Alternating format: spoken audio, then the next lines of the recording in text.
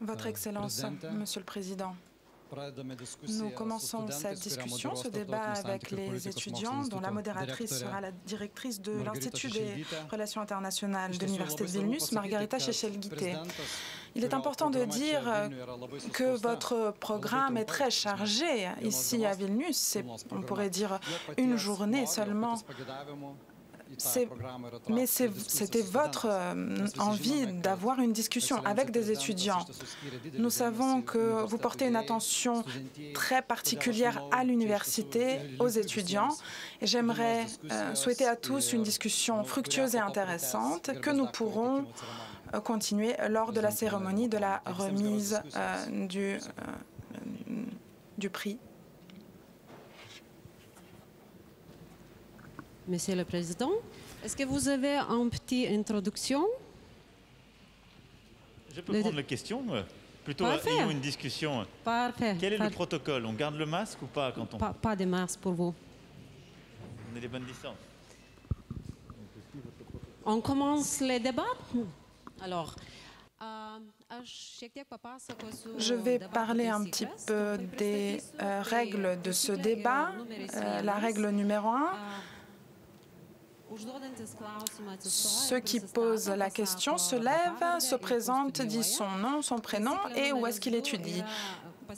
Deuxième règle, essayez de poser la question de façon concrète. Il y a une seule question par personne. J'imagine que tout le monde veut poser des questions.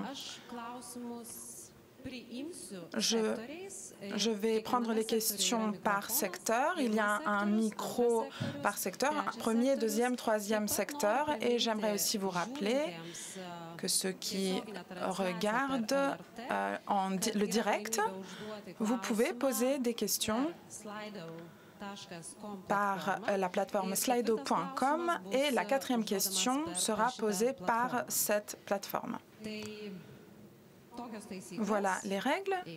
On commence le débat.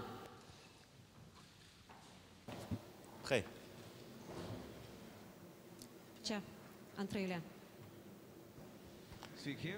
Bonjour, je suis Dominikas Marosavicius. J'étudie la philosophie. Je suis en master. Donc ma question va porter sur la philosophie. Et il aura deux côtés. Cette question aura deux côtés. D'abord, j'aimerais revenir à vos origines, donc à la philosophie que vous avez étudiée et votre master sur Machiavel et Hegel. Je sais également que vous avez travaillé avec Paul Ricoeur et vous aviez une relation très importante maître-élève avec lui. Mais dans ce contexte, on voit que tous les étudiants n'arrivent pas à créer cette relation forte.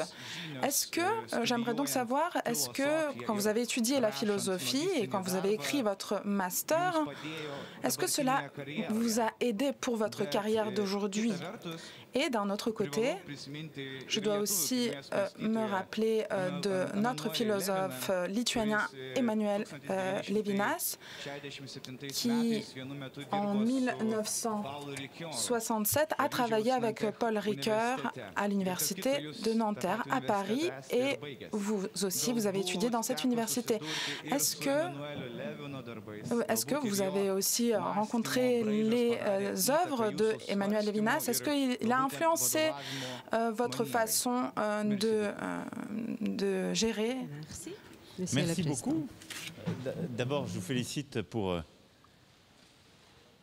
votre expertise, parce que je vois que vous avez une connaissance très intime à la fois de ces moments qui furent les miens lors de mes études de philosophie, mais aussi en effet, la trajectoire de Paul Ricoeur, de ce compagnonnage avec Emmanuel Levinas, et du fait que quand Ricoeur accepte de prendre la responsabilité à Nanterre, Levinas l'accompagne. Donc bravo pour tout cela. Écoutez, pour répondre à vos deux questions, la première, oui, moi la philosophie m'a toujours accompagné et continue de m'accompagner parce que elle éclaire la pratique, et je pense qu'on est toujours nourri par les études qu'on fait.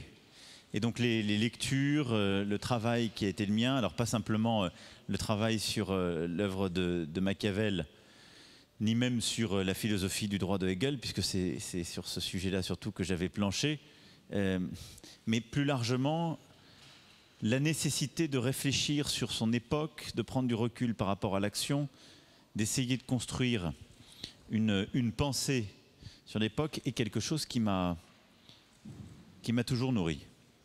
Et donc je dirais que je conçois plutôt l'engagement qui est le mien, parce que ça n'est ni une carrière ni un travail, comme une forme de dialectique entre la pensée et l'action. Et je crois que c'est ce que vous faites en ce moment. Je ne sais pas ce que vous serez les uns et les autres amenés à faire dans la vie de votre pays, que ce soit dans le secteur privé, public ou dans la vie européenne. Mais je pense que les années qui sont les vôtres aujourd'hui forgent une forme au fond, de méthode pour essayer d'acquérir ensuite de nouveaux savoirs ou d'avoir une pratique qui est la plus honnête possible.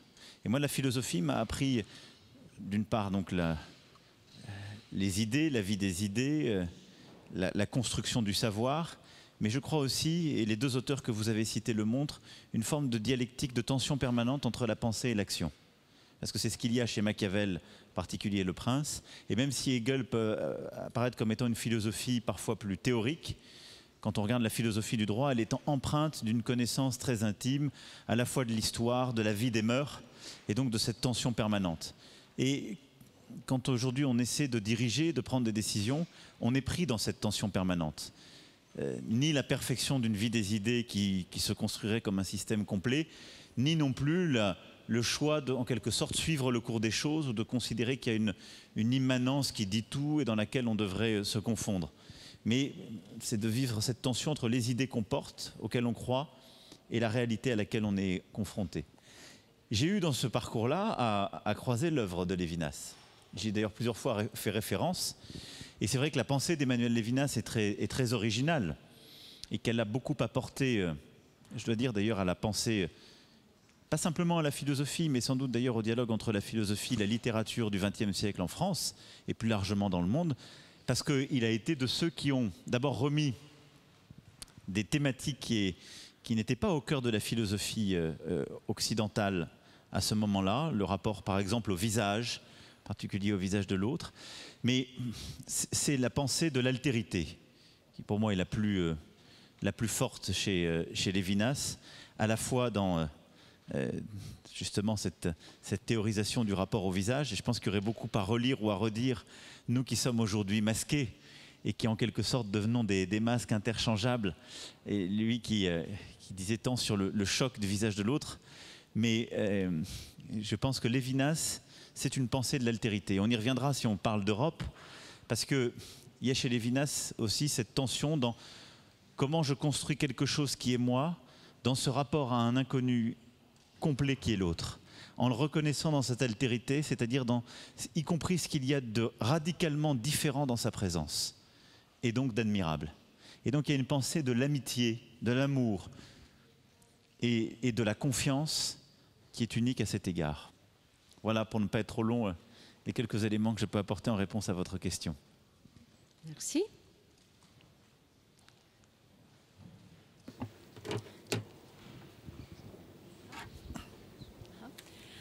Bonjour. Je suis Demante Rimkute, j'étudie le droit, je suis également politique, je suis membre du conseil de la ville de Vilnius. J'aimerais vous demander, poser une question sur la synergie entre les idées et les actions. Vous avez fait une interview au journal The Economist sur l'avenir de l'Europe et vous y avez présenté votre vision de l'Europe, comment il était important qu'elle ait une stratégie. Et voilà, cela fait 1 an après cet article et cette interview. Est-ce que votre vision a changé dans le contexte actuel, que ce soit la pandémie, ce qui se passe en Biélorussie, etc. Merci. La question est vaste. Alors, vous avez raison de croire dans les idées. Je pense que les idées permettent de changer le réel lorsque, derrière, on arrive à les décliner, qu'on engage les autres. Moi, la vision que je porte de l'Europe, je l'ai portée durant la campagne présidentielle française. C'est d'abord un engagement que j'ai pris et c'est une part du mandat que m'a confié le peuple français, puisque j'ai porté cette conviction dans l'Europe dans un cadre qui était parfois difficile, dans un contexte qui donnait plus de place à l'euroscepticisme. Je me suis ensuite engagé, et je l'ai précisé quelques mois après mon élection, dans un discours que j'ai fait dans une autre université, à la Sorbonne, où j'ai essayé de détailler ce programme. Je l'ai ensuite précisé dans un appel aux Européens, juste avant les élections européennes, une tribune très large que j'avais pu écrire et qui a été au cœur aussi de cet engagement. Et j'ai pu la réitérer dans différentes interviews, dont celle que vous évoquiez. Et au fond, ce qu'il y a derrière cette vision, c'est ma conviction profonde que si nous voulons être forts, porter nos valeurs, notre culture, notre histoire, dans le monde tel qu'il est en train de se recomposer, nous avons besoin d'une Europe plus unie et donc plus intégrée, plus souveraine, et donc qui repense son rapport à la défense, à son voisinage, à sa géopolitique, et plus démocratique, c'est-à-dire une Europe dont les représentants sont plus clairement et directement élus par le peuple. C'est aussi pour ça que j'avais plaidé pour des listes transnationales, l'idée chemine, et que je crois à une plus grande démocratie européenne. Ces idées-là, quand je regarde les dernières années, nous avons commencé à avancer dessus.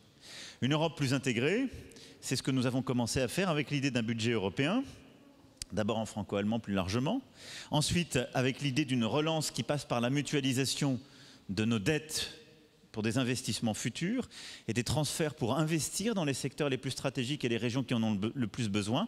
Et cette idée qui paraissait folle il y a 3 ans, qui avait donné lieu à un compromis imparfait en juin 2018 avec l'Allemagne, a permis, si je puis dire, au moment de la crise, d'arriver à un accord franco-allemand historique en mai dernier, puis l'accord européen de juillet.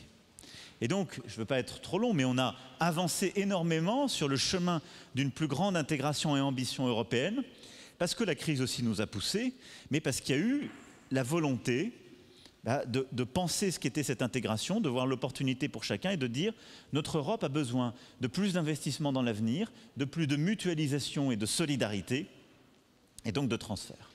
Sur l'axe de la souveraineté, là aussi nous avons avancé. On a avancé sur une Europe de la défense. C'était un mot interdit il y a encore 5 ou 10 ans. Et on pensait qu'on pouvait remettre totalement notre défense à notre alliance transatlantique, l'OTAN. Nous avons mis en place un fonds pour investir dans les grands programmes, des programmes communs, parfois à plusieurs pays pour le char du futur, l'avion de combat du futur, mais aussi au niveau européen. On a mis en place une coopération structurée sur les questions de défense et nous avons lancé cette initiative européenne d'intervention pour aller vers encore un schéma plus opérationnel et c'est ce que nous avons développé depuis quelques mois où on a maintenant près d'une dizaine de pays qui nous ont rejoints et qui montrent la force de cette idée. Sur le plan technologique, c'est de la même chose. Là où l'Europe pensait qu'en quelque sorte elle était un marché ouvert à tout vent et qu'elle ne pensait pas sa souveraineté technologique, c'est-à-dire la manière de concevoir nos infrastructures sans dépendre forcément de la Chine ou des États-Unis. Sur la 5G, nous sommes en train complètement de repenser notre manière de faire, de développer et de bâtir une plus grande souveraineté.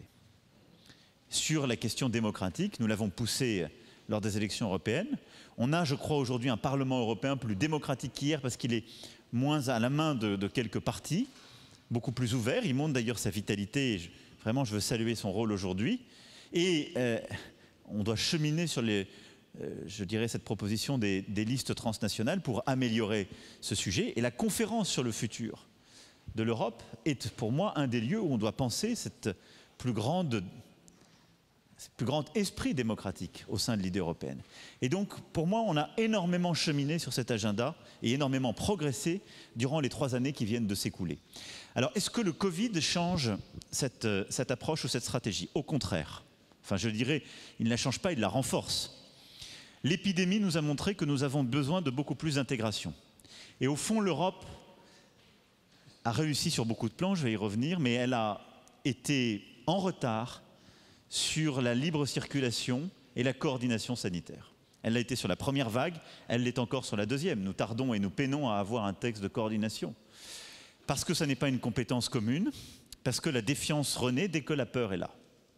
Et donc, ça nous a montré le Covid, et vous l'avez vécu par exemple avec la Pologne, nous l'avons vécu aussi avec nos voisins directs, lorsqu'il n'y a pas une vraie coordination européenne, eh bien d'un seul coup des frontières réapparaissent sans justification, des tensions renaissent, et je dirais pour le moins bon collectivement. Donc la pandémie nous a plutôt convaincus qu'il fallait en effet plus d'Europe, parce que nous avons un destin lié. Ensuite, elle nous a montré que nous étions trop dépendants des masques chirurgicaux au début de cette crise, de certains produits médicaux et parfois des produits de base, dont nous avions laissé la production filer totalement à l'autre bout du monde, en l'espèce en Chine. Et on peut avoir, je crois, dans un monde ouvert, et donc il faut avoir des partenariats et des échanges ouverts, mais avoir un monde ouvert et de coopération, c'est aussi avoir la possibilité de coopérer de manière choisie, et donc de ne pas dépendre. Et donc l'idée de souveraineté n'est pas un gros mot. Et la pandémie nous a montré que nous devions avoir une stratégie européenne pour ne pas dépendre d'autres puissances, mais pouvoir réinternaliser la production critique sur certains pans qui étaient essentiels pour notre vie ensemble en Europe. Sur la crise biélorusse, puisque vous m'interrogez aussi sur ce point, elle conforte pour moi ô combien la nécessité d'avoir là aussi une plus grande souveraineté européenne. Parce qu'elle montre combien l'Europe doit penser sa politique de voisinage et sa relation avec ses voisins. Et donc je considère que cet agenda est le bon.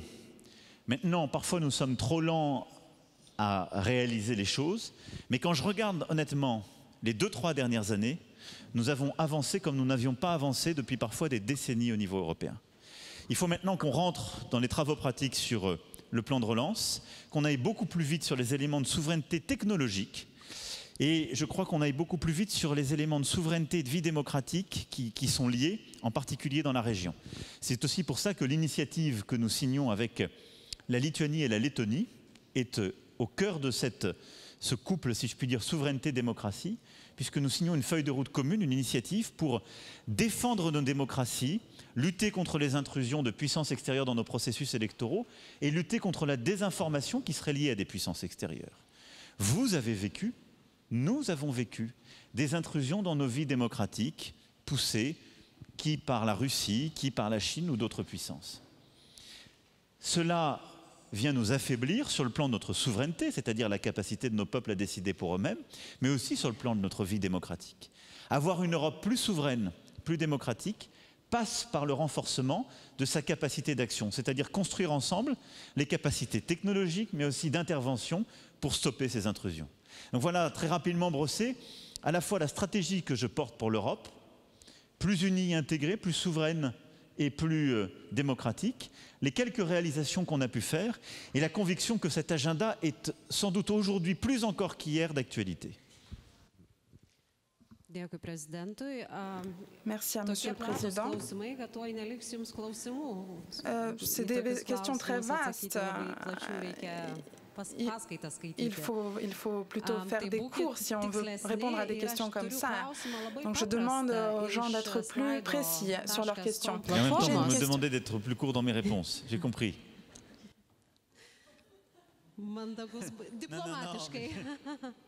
De façon diplomatique, oui.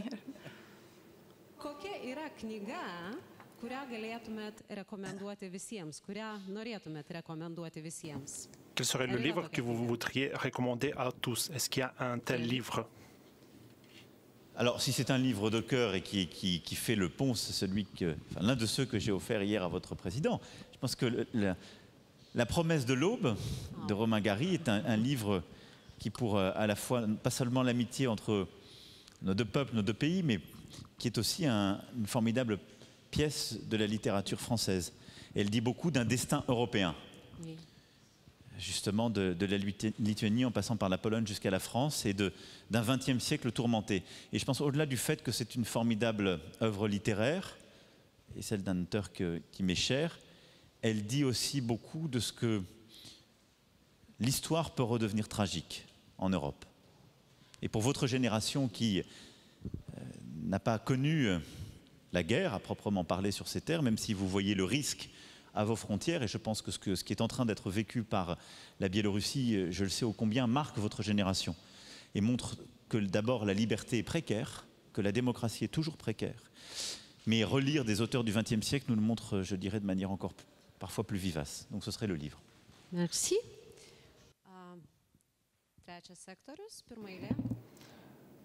Merci, secteur 3. Bonjour, je m'appelle Mantas Ažukas. J'étudie les sciences politiques et je voudrais vous demander sur les nouvelles les plus récentes. Vous avez rencontré un des leaders de l'opposition biélorusse, donc je voudrais savoir davantage sur ce rendez-vous et également vous demander ce que vous allez faire pour améliorer cette situation et libérer les prisonniers politiques. Merci. Alors, en effet, ce matin, j'ai rencontré l'opposante Svetlana Tikhonovskaya et nous avons eu une discussion avec les ministres qui m'accompagnaient. D'abord, nous avons une position claire. Quand je dis nous Européens, nous ne reconnaissons pas l'élection de M. Loukachenko et j'ai souhaité donc voir aujourd'hui l'opposante la plus éminente qui a participé à ces élections, dont le résultat très clairement a été faussé et nous ne reconnaissons pas les conséquences. Alors comment agir utilement? D'abord, l'Europe se met en situation d'agir et de faire pression par des mesures de sanctions que nous aurons à prendre dans les prochains jours et les prochaines semaines. Nos ministres ont préparé des listes et c'est une manière aussi de mettre la pression sur les dirigeants d'un système qui est aujourd'hui en bout de course et afin de le pousser à bouger. La deuxième chose, c'est de pousser à une médiation. J'ai entendu parfois beaucoup de formules. Ce n'est pas la France qui va faire une médiation. Et je remercie Mme Tikhonovskaya d'avoir sollicité la France et d'avoir eu ce terme.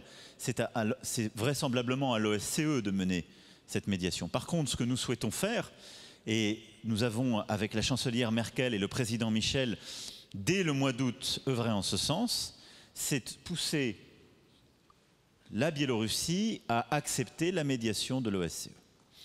Nous avons parlé au président Poutine à cette fin. Il m'a dit être d'accord avec cette idée. Et donc notre objectif est maintenant, dans les prochains jours, prochaines semaines, que cette médiation puisse voir le jour.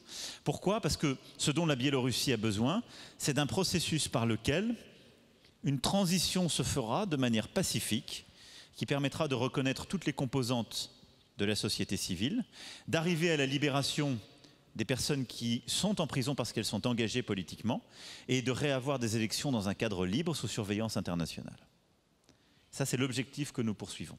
Et donc notre objectif, avec la chancelière Merkel et le président Michel, parce que ce n'est pas la France seule, c'est l'Europe qui agit unie en la matière, avec la Lituanie, c'est d'obtenir ce résultat. Et je veux vraiment à ce titre saluer l'engagement de votre pays, de votre président, qui dès les premières heures s'est engagé avec beaucoup de force, a accueilli cette opposante et d'ailleurs plusieurs autres et s'est exprimé avec beaucoup de vigueur. Donc, notre objectif doit être d'obtenir cette médiation. À cette fin, nous allons avoir une politique de pression d'une part par les sanctions et de dialogue avec la Russie d'autre part, parce que ça n'est pas quelque chose et un résultat qu'on peut obtenir sans engager le président Poutine dans cette phase. Et donc nous avons très clairement dit dès le mois d'août que nous considérions que ce serait une faute et pour nous une provocation inacceptable que la Russie intervienne avec des forces armées ou policières en Biélorussie, que ça devait rester un sujet biélorusse et pas un sujet d'intrusion des voisins, et donc qu'ensemble nous devions pousser pour cette médiation. Donc l'objectif est celui-ci. Nous allons tout mettre en œuvre pour essayer d'obtenir ce résultat. Et donc, il faut que nous, Européens, engageant la Russie, poussant avec l'opinion internationale et aussi l'opposition qui chaque jour continue à être dans la rue en Biélorussie, nous parvenions à ce que cette médiation de SCE s'impose pour une transition pacifique. C'est le schéma sur lequel nous travaillons, c'est l'engagement que j'ai pris. Et donc, ce à quoi nous allons œuvrer, c'est aussi d'obtenir des gestes de retour de la confiance pour préparer cette mission de l'OSCE, c'est-à-dire des libérations d'opposants politiques, des réouvertures de sites Internet, pour que progressivement ce chemin vers une réouverture se fasse. Merci. pirmas sektorius. Pirma eilė. Bonjour, Monsieur le Président. Je m'appelle Amélie, je suis une étudiante des relations internationales. Je voudrais poser une question sur le CFP de l'Union européenne et le domaine de la sécurité et la défense. Le budget pour le secteur de la sécurité et la défense a été minimisé, contrairement au plan primaire. Il est donc nécessaire de prioriser. Quelles sont les priorités en matière de sécurité et de défense dans l'UE? Où pensez-vous que les pays européens devraient investir en premier lieu dans des instruments comme l'initiative européenne d'intervention? Merci.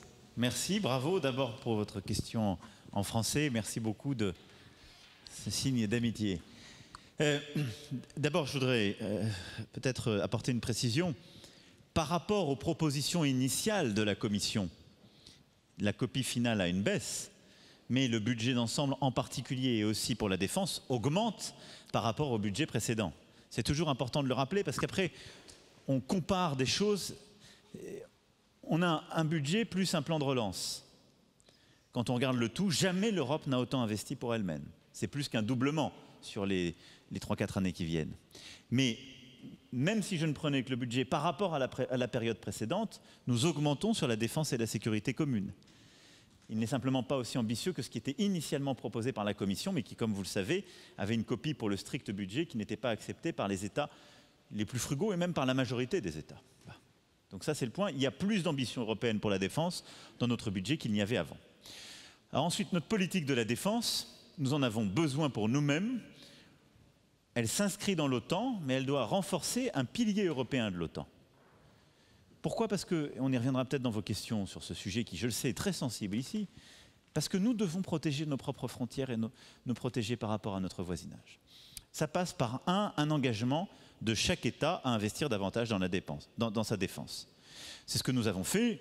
La France a décidé, quelques mois après mon élection, d'une nouvelle stratégie sur la base d'un examen critique. Et on a pris une loi de programmation militaire qui va nous conduire, dans les années qui viennent, jusqu'aux 2% de produit intérieur brut. C'est indispensable et tous les États doivent se réengager parce que nous sommes dans un monde beaucoup plus risqué et où nous avons besoin de réinvestir dans nos capacités humaines, matérielles et technologiques. Ensuite, au niveau européen, vous l'avez dit, on investit aussi sur des grands programmes, des grands projets, sur des capacités de formation, d'intervention et de nouveaux projets.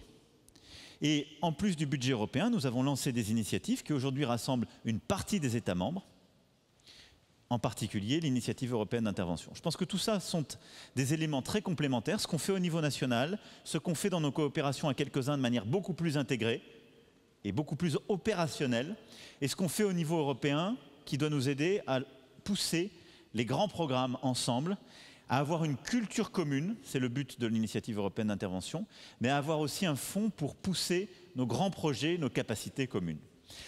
Dans ce contexte-là, tout est prioritaire, une fois que j'ai dit cela, pour renforcer notre défense. De quoi avons-nous, à mes yeux, le plus besoin en tant qu'Européens? Premièrement, d'accélérer dans la course au cyber et au spatial. Il y a deux domaines d'intervention qui sont aujourd'hui en train de se transformer, d'être structurés par les grandes puissances internationales, où nous devons investir et où la coopération européenne est absolument critique. C'est l'espace. La France a beaucoup investi en créant un nouveau commandement, d'ailleurs, de l'espace au sein de l'armée de l'air. C'est l'espace et c'est le cyber. Parce que là-dessus, on a aujourd'hui des actions qui sont moins régulées, des acteurs qui deviennent de plus en plus agressifs et une vulnérabilité, si on n'intervient pas, qui serait trop importante. Et donc là, c'est à mon avis au niveau européen qu'il faut faire pour investir beaucoup plus et démultiplier ce qu'on a commencé à lancer au niveau national et pour avoir véritablement une doctrine, des principes communs, mettre ensemble notre intelligence, nos capacités, nos financements. Ensuite, on doit avoir des grands programmes d'équipement. Si on veut une Europe plus indépendante en termes de défense, nous avons nos armées nationales, Elle coopère, je vais y revenir sur le plan opérationnel. Mais il faut avoir une capacité de production d'une industrie de défense européenne. Et je le dis, c'est très important parce que nous nous sommes habitués souvent à être des clients de l'industrie américaine. Les Américains sont des alliés, ils ont un rôle très important. Mais comme je le disais pour la notion de souveraineté, un allié qu'on aime est un allié qu'on choisit d'aimer. Pas qu'on est obligé d'aimer parce qu'on dépend totalement de lui. C'est mauvais.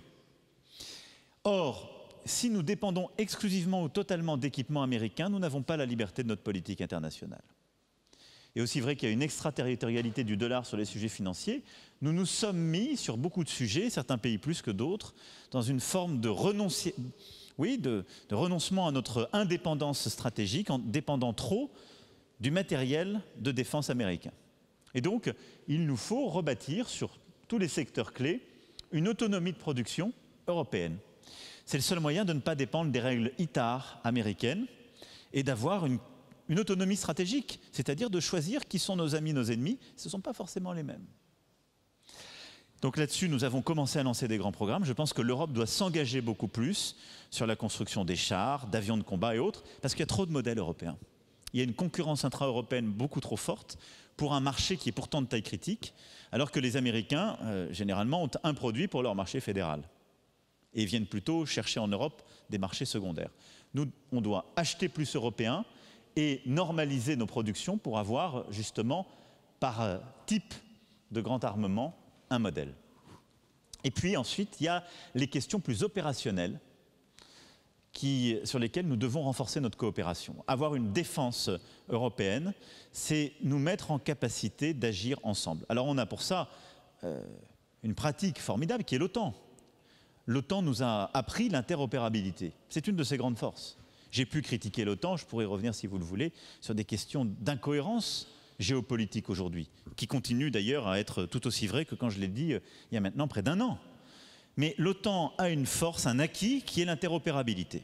On a appris à fonctionner ensemble entre armées différentes, à mener des opérations très complexes entre armées différentes. Eh bien, on doit, au sein de l'OTAN, entre Européens, renforcer cette interopérabilité et avoir des cultures communes d'intervention. C'est le but de l'initiative européenne d'intervention. C'est ce que d'ailleurs nous faisons, je serai cet après-midi avec votre président, dans les forces qu'on prépositionne sur notre frontière balte et orientale, dans le cadre de l'EFP. C'est ce qu'aussi, là, hors cadre OTAN, mais dans un cadre plus européen, ou dans un cadre d'ailleurs intergouvernemental, nous pouvons faire sur des théâtres d'opération comme au Sahel. Et je salue aussi le rôle de votre pays à nos côtés, avec beaucoup d'autres, mais en engageant d'autres armées européennes dans des logiques de formation et d'accompagnement des armées que nous voulons monter en capacité, c'est ce qu'on appelle le UTM, mais aussi dans des opérations plus ciblées. C'est exactement ce qu'on a voulu monter avec ce qu'on a appelé Takuba, qui est au Sahel, l'idée de créer des forces spéciales propres en agrégeant des forces spéciales venant d'autres pays européens. Je sais que votre pays regarde cela. Et ça, c'est la manière la plus intime de nous intégrer progressivement et de faire un peu le début de ce qui serait, vous voyez, une coopération très intégrée des forces de défense. Donc voilà rapidement balayé tout ce qu'en matière de défense, nous avons commencé à faire et nous devons faire davantage ensemble. C'est absolument stratégique parce qu'on parlait de philosophie, moi je suis assez hobbesien en la matière, je crois au Léviathan. Je pense qu'un peuple respecte ses structures, a fortiori quand elles sont démocratiques, quand elles peuvent garantir la protection. Et je pense que l'Europe sera incomplète tant qu'elle ne sera pas regardée partout en Europe par ses citoyens comme ce qui permet de protéger contre les ennemis. Or, dans un pays comme le vôtre, et comme chez beaucoup d'autres voisins, votre histoire du XXe siècle a pu donner le sentiment que étaient européens les pays qui nous avaient abandonnés aux morsures de l'histoire et en particulier à l'annexion soviétique. C'est ça, c'est comme ça que vous avez vécu le XXe siècle. Et l'indépendance réacquise, c'est l'OTAN qui vous a tendu les bras, et au fond, c'est l'OTAN et le parapluie américain qui a été l'élément de protection. Mais on ne peut pas vivre durablement avec une protection qui habite à des dizaines de milliers de kilomètres et dont l'agenda n'est pas forcément le même et qui se tourne plus vers la Chine que vers nous aujourd'hui. Il faut garder évidemment l'alliance avec les Américains, mais nous devons, nous, Européens, au sein de l'OTAN, beaucoup plus nous protéger. Et moi, je rêve que dans quelques années, la jeunesse lituanienne regarde l'Europe comme étant la structure qui lui permet de vivre libre et qui la protège. Et qui, quand elle a peur, elle se tourne vers l'Europe, elle dit c'est l'Europe qui me protège. C'est l'Europe qui m'envoie des forces armées, c'est l'Europe qui me permet de vivre libre et protège ma démocratie. Parce qu'à ce moment-là, nous aurons progressé et peut-être parachevé cette idée européenne. Merci.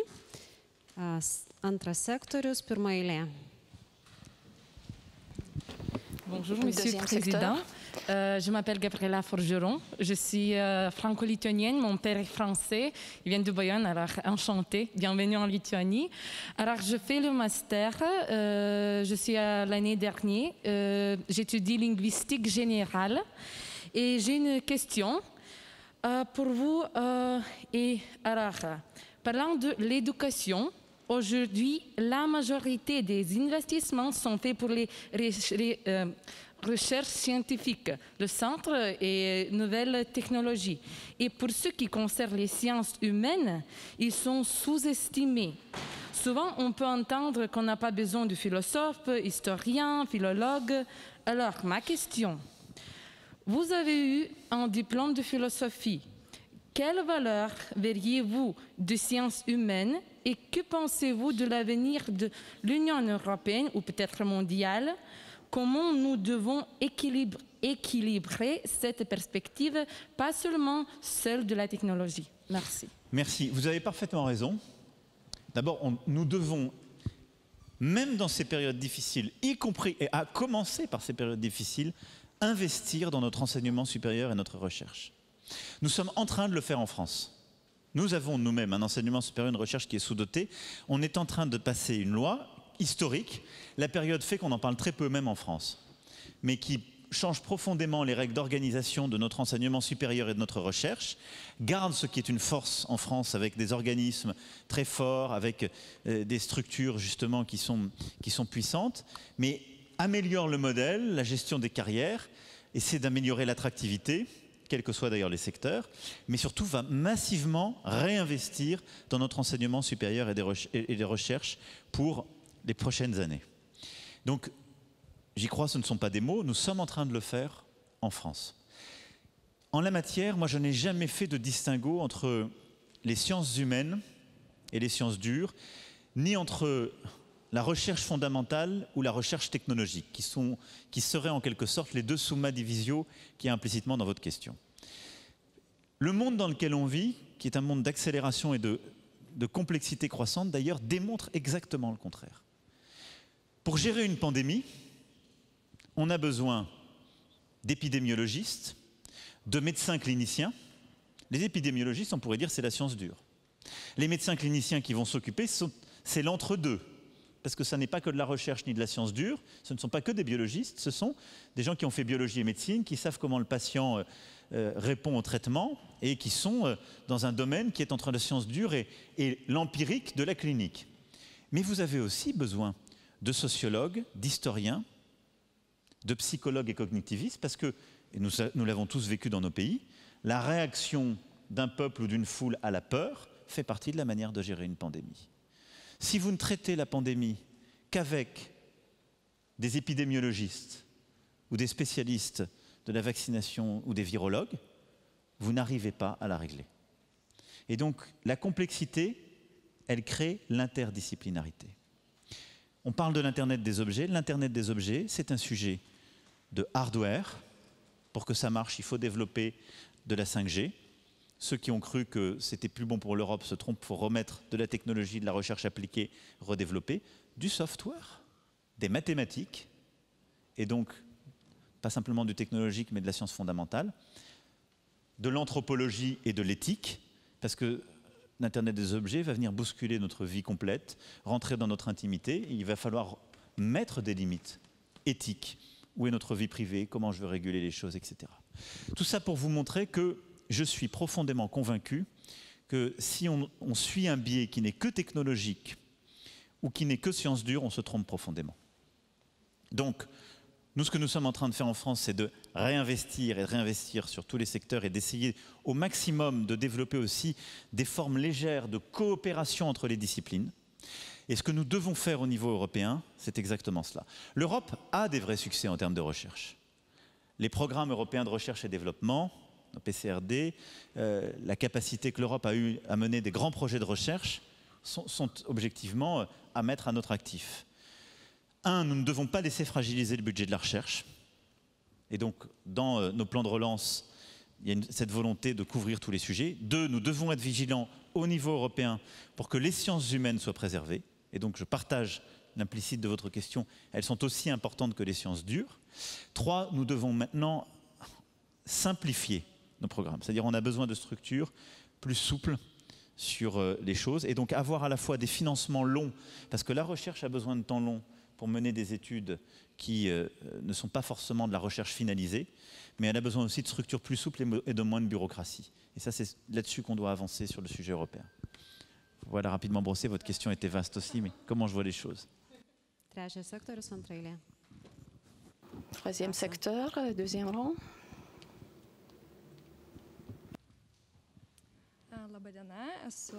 Bonjour, Monica Spindolyte. J'étudie la diplomatie et les relations internationales. Je suis un master et ma question est la suivante. Elle porte sur la Chine. Vous avez déjà évoqué la Chine, mais peut-être pourriez-vous développer un peu plus ce sujet. La présidente de la Commission européenne, Madame Ursula von der Leyen, dans son rapport annuel, a considéré la Chine comme partenaire dans les négociations, concurrent économique. Et donc, quels sont les avantages et les inconvénients de l'Union européenne dans ses rapports avec la Chine, compte tenu de différents types de menaces, quelle capacité devrait développer l'Union européenne? Alors, d'abord, je pense que notre rapport à la Chine doit être un rapport coordonné et européen. Trop longtemps, nous avons poursuivi des agendas multiples et opportunistes à l'égard de la Chine, c'est-à-dire en considérant que c'était un marché et que plus on arrivait à en ouvrir les portes ou à obtenir des investissements, mieux c'était. Et à cet égard, nous avons manqué de sens de la souveraineté et de stratégie européenne. Et donc l'Europe est allée vers la Chine en ordre dispersé avec des agendas commerciaux bilatéraux. Et après la crise de 2008-2010, l'Europe a commis une série d'erreurs en laissant la Chine investir dans des actifs stratégiques, essentiellement dans des pays du sud de l'Europe, qu'on a poussé à la privatisation au moment de leur crise financière, sans considérer que certains actifs étaient stratégiques, et on l'a laissé la route de la soie arriver dans une logique de comptoir jusqu'à nous.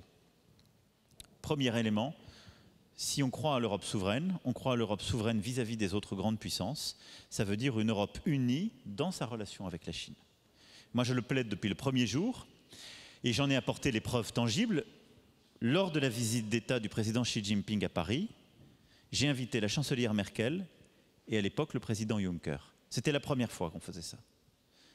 Nos partenaires chinois ont d'abord été déstabilisés et ils ont ensuite vu que nous avions une approche coordonnée et que nous voulions porter une voix européenne dans la relation avec la Chine. Lorsque je me suis rendu la dernière fois en Chine, à Shanghai, il y a quelques mois, j'ai été accompagné par une ministre allemande et une délégation de chefs d'entreprise allemands, pour montrer aussi que nous faisions front commun. Je pense que c'est très important. Et donc l'Europe doit déjà régler un sujet de format, ce qu'on appelle le 17+1, qui est un format où il y a une partie des États de l'Union européenne et des Balkans occidentaux qui discutent avec la Chine, n'est, je ne pense, pas un bon format. Je pense que nous devons réussir à ce que tous les pays de l'Union européenne discutent ensemble de manière organisée, transparente, avec la Chine sur un agenda choisi et partagé. À cet égard, la visioconférence qu'il y a eu il y a quelques jours avec le président Xi Jinping de la part des institutions européennes est un élément important, préparant un sommet à venir lorsque les conditions sanitaires le permettront et qui est souhaité au début de l'année 2021. Dans ce contexte-là, nous avons un agenda défensif et offensif, si je puis dire. Alors, il y a des choses qui avancent avec la Chine de manière très positive et où la Chine est un partenaire, pour nous, extrêmement important. La première chose qui avance, bien, il faut le reconnaître depuis 3 ans, c'est le climat. Sur les grands sujets mondiaux, nous avons des avancées substantielles avec la Chine sur les sujets climatiques. Elle s'est engagée sur l'équivalent d'un marché ETS. Le président Xi Jinping, il y a quelques jours, dans son discours à l'Assemblée générale, a donné des engagements et le rehaussement de ces engagements sur les décennies à venir en matière d'émissions. Et nous avons une stratégie, c'est très important au moment où les États-Unis ont choisi de sortir de l'accord de Paris. Parce que ça ne peut pas être l'Europe seule qui continue à avancer. Le fait que l'Europe avance coordonnée avec la Chine est très important. Parce que ça crée un arc électrique et une contrainte sur, il faut bien le dire, nombre d'autres pays. Ensuite, nous essayons d'avancer sur un cadre économique. Nous avons signé la reconnaissance de nos indications géographiques, qui était important, c'est-à-dire reconnaître justement, en quelque sorte, d'où viennent les produits, comment on les protège. Nous avons maintenant à préparer un accord d'investissement qui sera un élément capital de la relation Union européenne-Chine. Parce que cet accord d'investissement, c'est celui qui permettra de reposer les règles d'un jeu égal entre la Chine et l'Europe. Aujourd'hui, la Chine joue sur une ambiguïté avec nous, si je puis dire. Elle se présente, en regardant les règles de l'OMC, comme si elle était un pays en voie de développement, arguant du retard et du décrochage de certaines régions, mais elle est devenue un pays aujourd'hui très compétitif, la deuxième économie mondiale, et donc nous avons des distorsions de concurrence dans nos accès réciproques au marché, dans aussi la protection de notre propriété intellectuelle. Et donc le cadre de notre discussion doit être un cadre véritablement pour améliorer ce qui est la possibilité de l'échange entre la Chine et l'Europe. Je pense que nous avons une opportunité, parce qu'il faut le faire intelligemment, de manière dépassionnée, c'est que c'est une voie aussi d'apaisement et d'ouverture pour la Chine, qui en a besoin, y compris pour sa stabilité intérieure, par rapport à la tension sino-américaine ambiante. Ensuite, nous avons une série de sujets sectoriels sur lesquels nous avançons avec les Chinois. L'aéronautique, le nucléaire, le spatial, l'industrie. Et là, c'est un agenda à mener, mais en étant extrêmement réaliste sur les termes, le cadre de cet agenda qui s'inscrit dans le cadre que je viens d'évoquer. Ensuite, il y a les sujets sur lesquels la relation nécessite une clarification. La réciprocité et la protection de notre propriété intellectuelle en est un. Mais il y a deux sujets très importants à venir devant nous. Il y a le sujet des droits de l'homme et à la fois de Hong Kong et évidemment des Ouïghours. Sur ce sujet, nous avons des échanges avec les autorités chinoises, nous intervenons. La question, c'est comment bâtir le cadre, évidemment, d'un dialogue qui doit être franc, sincère, transparent entre deux puissances qui se respectent et qui permettent aussi des avancées pour faire progresser le respect des personnes et de leur dignité. Aujourd'hui, nous n'avons pas réussi à trouver le chemin sur ces sujets qui sont très sensibles. Ils sont très sensibles pour nos opinions publiques, mais ils sont très sensibles aussi pour les valeurs que nous défendons. Et donc, moi j'ai toujours à cœur de chercher le chemin le plus efficace. C'est aussi pour ça que je considère que nous, dirigeants, n'avons pas d'abord et avant tout à dénoncer ce que font à juste titre des ONG, des intellectuels ou autres, mais on a avant toute chose à chercher le chemin utile. Nous ne l'avons pas trouvé. Comment engager la Chine avec nous, Européens, pour que nous ayons des progrès sur ces sujets et que nous puissions apaiser les choses. Deuxième élément sur lequel la discussion est ouverte, incertaine, mais aujourd'hui difficile, c'est évidemment la géopolitique contemporaine, les tensions qui existent en mer de Chine et les tensions croissantes avec les États-Unis d'Amérique. Je pense que nous, Européens, notre rôle est d'être un vecteur d'apaisement, de préservation de ce que j'avais pu appeler avec le Premier ministre australien la liberté de la souveraineté dans toute la zone pacifique et mer de Chine, mais d'éviter l'embrasement ou une trop grande hégémonie dans cette région. C'est dans ce cadre-là que nous avons proposé une stratégie indo-pacifique à laquelle nous avons rallié l'Allemagne et qui, je pense, doit devenir une priorité européenne. Puis enfin, il y a les sujets technologiques où nous devons là aussi clarifier les choses. Oui à la coopération, non à la dépendance. Il est aussi vrai que la Chine préserve un cœur de souveraineté sur beaucoup de sujets critiques. Nous, Européens, devons préserver notre souveraineté technologique dans certains domaines où on a une trop grande dépendance, ou à la Chine, ou parfois d'ailleurs aux États-Unis d'Amérique. Donc voilà les termes, si vous voulez, de la relation avec la Chine, les choses qui avancent bien, les choses qui sont en cours, les choses qui sont plus sensibles, en toute transparence. Mais je pense que nous, Européens, nous devons donc en méthode avancer unis de manière extrêmement décomplexée et pacifiée, mais de manière déterminée.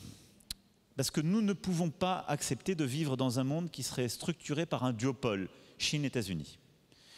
Et le risque, c'est ça si nous sommes divisés. Si nous sommes divisés, nous aurons le choix de choisir la technologie chinoise ou américaine, de choisir l'investissement qui apparaît le plus attractif au moment où on le choisit.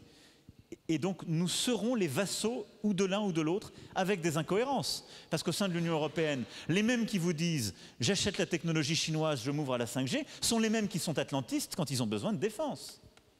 Donc, l'Europe, ces dernières années, a construit un chemin qui n'est pas praticable. Faites la liste, combien de pays européens ont besoin pour leur défense des Américains?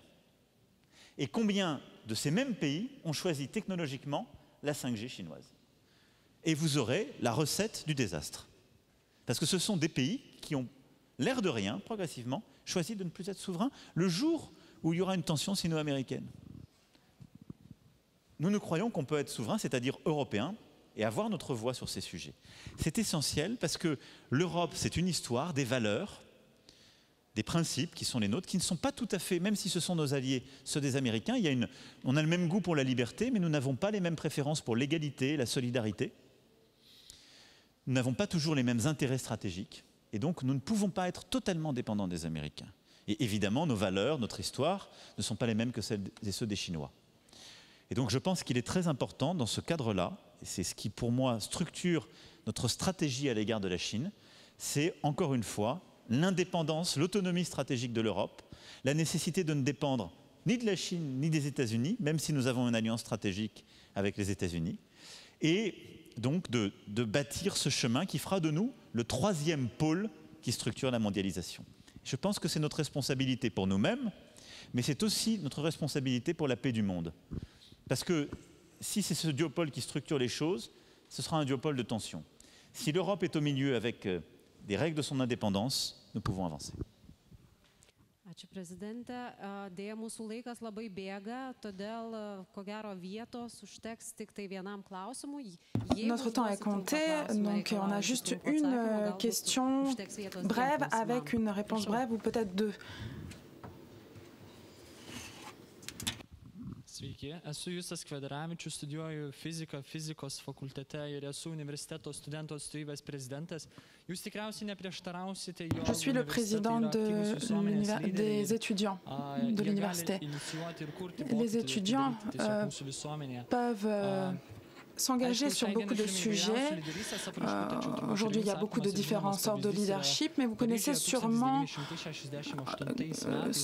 en 1968, en mai, il y a eu donc des protestations étudiantes.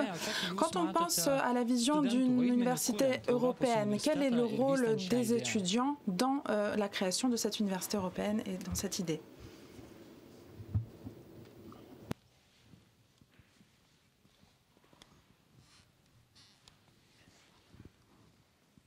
Je ne sais pas le lien que vous faites entre le leadership de mai 68 et les universités, enfin l'idée, le projet et maintenant la réalisation d'universités européennes.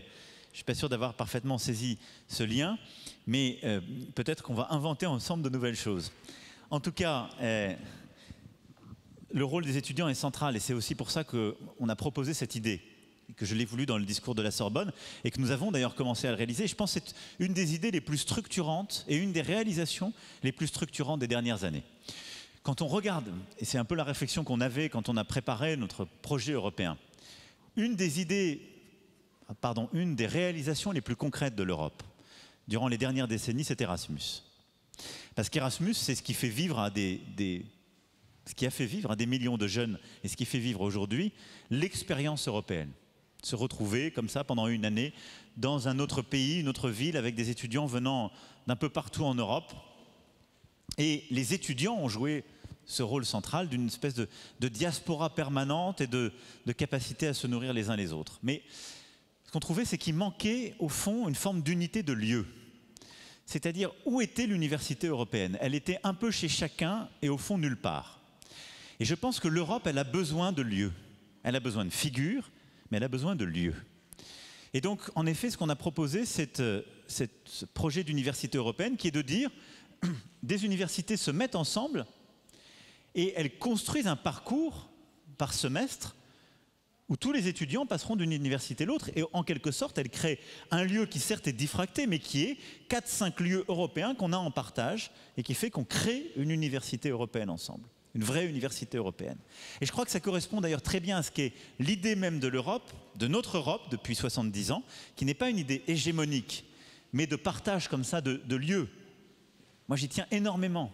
C'est pour ça que je crois aux visites bilatérales, que j'apprends moi quand je viens vous voir, et que j'espère je peux vous faire passer des choses comme ça, beaucoup plus que si on se voyait tout le temps à Bruxelles. C'est pour ça que par exemple en ce moment je défends Mordicus, l'idée que le Parlement européen il doit se réunir à Strasbourg. Parce que si le Parlement européen on accepte qu'il se réunisse qu'à Bruxelles, on est foutu. Parce que dans 10 ans, tout sera à Bruxelles. Et les gens ne se parleront plus qu'entre eux à Bruxelles. Or l'Europe, ça n'est pas cette idée-là. C'est d'aller respecter chacun et d'aller justement au-devant de l'autre. Donc l'Europe, c'est formidable lieu de culture dont la langue est la traduction, mais qui doit avoir des lieux, même s'ils sont comme ça diffractés. Et dans ce contexte-là, les étudiants sont clés. Parce qu'au sein de cette université européenne, pour moi, les étudiants, ce sont ceux qui doivent justement faire vivre cette idée. Et de semestre en semestre, vous allez être celles et ceux qui vont porter un savoir que vous voulez acquérir, qu'il soit d'ailleurs en sciences humaines ou en sciences dures, mais c'est une expérience commune. Et c'est une volonté commune de transformer le monde.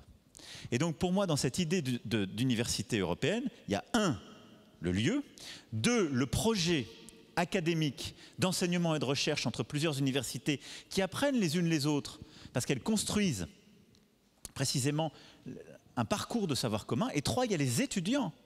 Parce que c'est l'idée que véritablement les étudiants aillent investir au sens positif du terme plusieurs lieux semestre après semestre et construisent en quelque sorte leur grand tour d'Europe, c'est-à-dire une expérience fondatrice d'Europe pour eux à travers ces différentes universités, un regard sur l'Europe, mais en même temps essaiment leur propre expérience.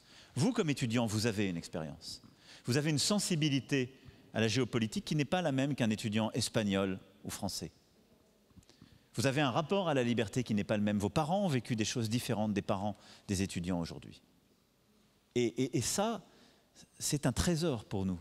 C'est un trésor si on arrive à le faire vivre, mais comme un collectif. Et donc Erasmus, c'est une expérience qu'on donnait à chacun. L'université européenne, parce que l'idée, c'est d'avoir des étudiants qui se déplacent en tant qu'étudiants participant à une formation commune. C'est l'idée qu'une génération se forge ensemble. Et je le dis à un moment, et votre question m'offre l'opportunité de le faire, où notre jeunesse partout en Europe traverse une des périodes les plus difficiles qui soit. Et vraiment, à travers vous, je voudrais passer un message à toute la jeunesse d'Europe. Ce que nous sommes en train collectivement de vivre, il faut le mesurer, qui n'a pas d'équivalent dans notre histoire. C'est qu'on demande sans doute les plus grands sacrifices à notre jeunesse à cause de cette épidémie pour protéger, d'abord et avant tout, celles et ceux qui sont les plus âgés dans notre société. C'est ça la réalité de cette pandémie. Et donc, je veux que personne dans nos sociétés n'oublie l'effort qu'on demande à notre jeunesse. Vous savez, dans mon pays en ce moment, je dois prendre la décision, là où le virus tourne très vite, de fermer des bars, des restaurants, c'est-à-dire les lieux de la convivialité qui sont, on le sait, consubstantiels de la vie estudiantine, pour protéger. On a beaucoup de contraintes qu'on met dans la vie étudiante, enseigner à distance, avoir quand même un cadre qui est moins sympathique que d'habitude, beaucoup plus froid. On met un stress parce que beaucoup d'étudiants qui sortent de formation et qui rentrent dans la vie active trouvent un monde qui est fermé avec un chômage extrêmement important et des difficultés économiques. Jamais dans l'histoire contemporaine, nous n'avons demandé autant de sacrifices à notre jeunesse pour résister tous ensemble et protéger les plus fragiles et en particulier les plus anciens. Tout ça, je vous le dis comme un engagement, parce que ce seront des décisions à prendre, mais tout ça nous oblige. C'est-à-dire que nous ne pouvons pas demander à la jeunesse d'aujourd'hui ce qu'on est en train de faire, lui laisser un monde où on n'aura pas réglé la question climatique, on n'en a pas parlé mais elle est essentielle pour moi, où on n'aura pas stabilisé notre Europe et on aura laissé la dette sur le plan financier. C'est impossible. Et donc, moi je considère que dans les prochaines semaines, les prochains mois, les prochaines années, Nous avons à l'égard de la jeunesse, et en particulier des étudiants et étudiantes, mais de tous les jeunes, une responsabilité immense pour vous aider à inventer ce fameux monde d'après dont on a tant parlé, parce que ce sera le vôtre. Monsieur le Président,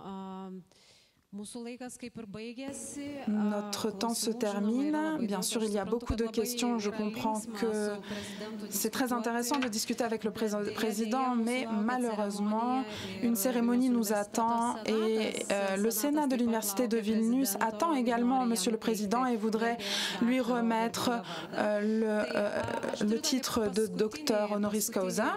J'ai une dernière question, toute dernière question. Vous êtes un leader de la nouvelle génération et aujourd'hui, nous parlons beaucoup du nouveau leadership, de son importance, de ce nouveau leadership qui permet de résoudre des problèmes en commun, que ce soit le changement climatique, la lutte contre la migration incontrôlée, les questions d'armement et de désarmement, etc. Quelles sont les trois principales qualités que doit avoir un bon leader? Je pense que vous direz ça de votre propre expérience et vous pourrez dire à nos étudiants ce qu'ils devraient mettre en place pour être meilleurs. Alors de manière très simple, puisque vous demandez trois, la première c'est prendre des risques. Nous sommes dans un monde de changement profond et donc il faut proposer, innover, prendre des risques. Et si on répète ce qui a toujours été fait, si on s'installe sur une situation dominante qui est déjà là, si au fond on vient cueillir une idée qui est déjà mûre, je ne crois pas du leadership. Et donc la prise de risque, c'est proposer des idées nouvelles, c'est savoir dire la vérité, c'est parfois avancer pour pousser, bousculer. On m'a souvent reproché, vous savez, d'être seul en proposant les choses. Mais s'il n'y a pas ce moment de prise de risque, il n'y a pas d'avancée. Il n'y a pas de leadership sans prise de risque. La deuxième chose, c'est rassembler. Une fois qu'on a pris les risques, qu'on a proposé, il faut convaincre et rassembler. Parce qu'il n'y a pas de leadership isolé. Et donc il faut accepter, au moment de la prise de risque, d'être parfois seul pour briser la glace, mais il faut ensuite rassembler à soi les autres et les amener à sa position, essayer de les tirer vers une conviction qu'on porte. Et la troisième chose, ce sont les faits. C'est réaliser concrètement. Il n'y a pas de leadership si à la fin, il n'y a pas l'épreuve en acte. C'est-à-dire des transformations en vrai, qui changent la vie des gens, en actes concrets. Et c'est vrai pour notre Europe. Et donc prendre des risques et proposer, rassembler, réaliser. Pour moi, c'est ça les trois critères, je dirais, du leadership. Merci beaucoup. Merci pour votre réponse très franche et inspirante. Nous remercions Monsieur le Président pour ce débat. Je vous souhaite une bonne journée et Monsieur le Président vous attend pour la cérémonie, mais il a également accepté de se photographier avec vous. Oui. Mais comment ça marche? Merci beaucoup, merci pour vos questions.